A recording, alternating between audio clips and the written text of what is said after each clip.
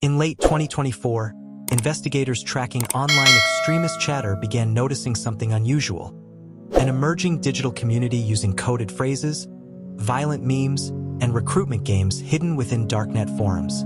The group called itself the Maniac Murder Cult. At first glance, it looked like another fringe online hate circle. But underneath it was something darker, more organized, and disturbingly ambitious. At the center of it all was a quiet 23-year-old, Mikhail Chkikvishvili, known to followers only as Commander Butcher. Unlike many online extremists, he wasn't loud, he was calculated. His voice messages were calm. His instructions were structured. His posts mixed ideology with military-style discipline. He was building not a fan club, but a network. Recruits were usually young men radicalized online. Many felt invisible.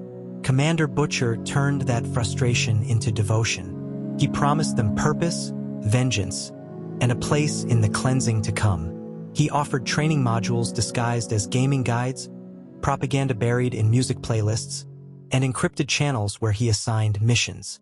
Unbeknownst to them, law enforcement was already observing, first casually, then urgently. Because within weeks, the cult's discussions escalated from hateful rhetoric to real operational planning. Bomb recipes, chemical acquisition attempts, and messages outlining holiday strike protocols. The final tipping point came when members discussed disguising themselves as Santa Claus, handing out poison candy to minority children during December events. It was a plot so disturbing that veteran investigators called it one of the most chilling domestic terror concepts ever uncovered. By the time the FBI fully realized the scale, it wasn't just a hate group, it was a budding domestic terror cell preparing for mass casualties. And Commander Butcher was no online troll. He was a leader with a mission. The Maniac Murder Cult didn't grow through loud rallies or public demonstrations. It expanded quietly, mostly through anonymous accounts, encrypted chats, and cleverly disguised online challenges. Commander Butcher used the same psychological tactics seen in extremist and cult organizations for decades, but he updated them for a digital world. Recruits were not chosen for strength or skill. They were chosen for vulnerability. Disillusioned teenagers, angry young adults, people who felt ignored, powerless, or displaced. Butcher tapped into that loneliness by offering community, but a twisted version of it.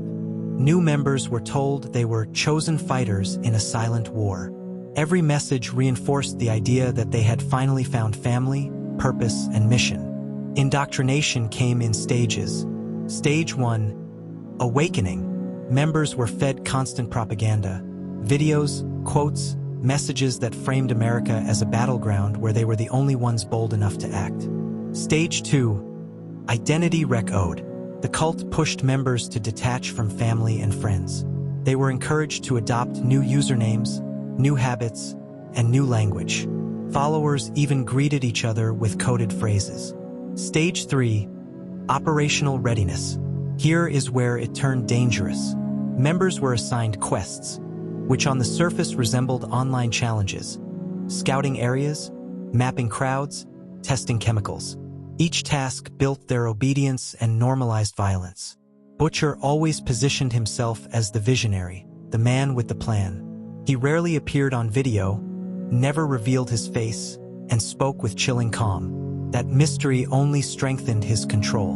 By early 2025, the group had quietly amassed dozens of committed followers and hundreds of sympathizers. They weren't chaotic, they were organized, and they were preparing for something catastrophic. Don't forget to like, comment, and subscribe. Hit the notification bell.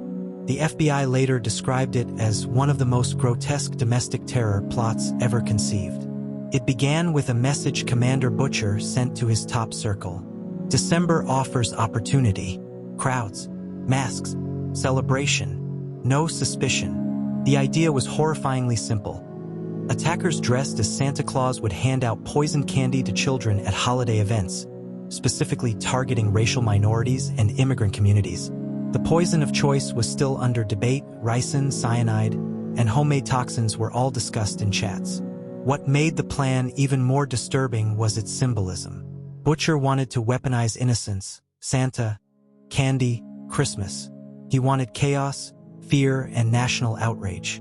He wanted to ignite America. Members were assigned roles. Chefs tasked with creating toxins. Santas chosen for distribution. Historians responsible for documenting the attack. Echoes assigned to spread propaganda afterward. Investigators later discovered chilling rehearsal videos. Members practicing their movements, adjusting Santa suits, and rehearsing lines like, "Merry Christmas, little one." But despite the cult's secrecy, their communications weren't as airtight as they believed. Some members bragged online. Others searched for chemicals without using VPNs.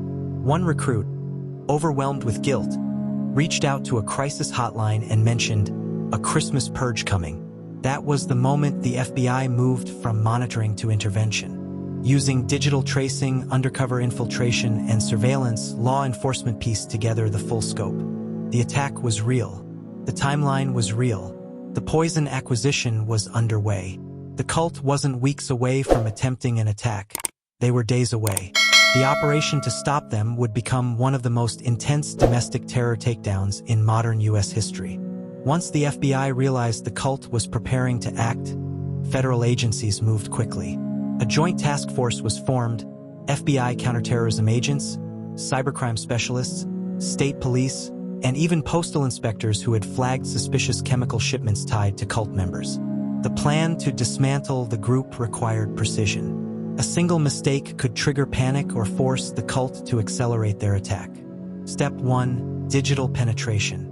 Agents infiltrated private chats under assumed identities. In days, they gathered enough intel to confirm the December timeline and list key members. Step 2. Surveillance and intercepts. Agents tailed cult members buying candy in bulk, visiting warehouses, and attempting to acquire chemicals.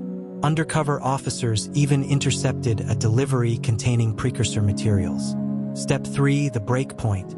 One member purchased a Santa costume using his real address. That slip revealed a cluster of cult members living within 30 miles of each other. Step 4. The dawn raids. On a cold morning, federal teams raided multiple properties simultaneously. Doors were kicked in, servers seized, laptops confiscated. In one apartment, agents found poison vials stored inside Christmas ornaments. Commander Butcher himself was arrested in a quiet neighborhood. He surrendered without resistance, calmly stating, "You're too late." But investigators quickly discovered he was wrong. The cult had not yet distributed the toxins. Inside his home, agents uncovered manifestos, maps, rehearsal notes, and instructions for post-attack propaganda designed to terrorize the nation. The swift, coordinated raids prevented what could have been a devastating domestic terror event. And for the first time, the full scale of the cult became clear. This wasn't an online fantasy, it was a real operational terror cell. In court, the reality of the Maniac Murder Cult shocked the public. Prosecutors laid out a chilling case. The poison plot, the recruitment system, the indoctrination, the planned bombings, and the extremist ideology driving it all. The evidence was overwhelming. Hundreds of pages of messages, videos, and instructions showing intent for mass casualties.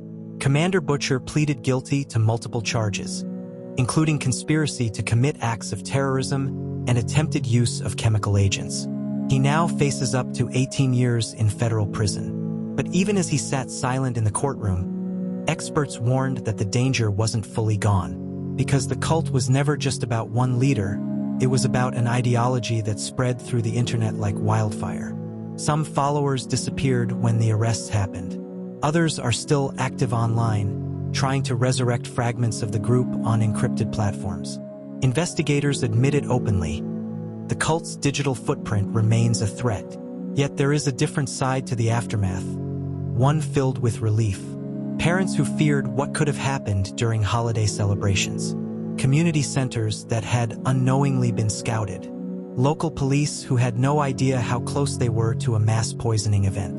The takedown became a reminder of how modern terrorism evolves, not through large organizations, but through small, decentralized networks fueled by online radicalization. It also highlighted the growing importance of digital monitoring, mental health intervention, and community vigilance.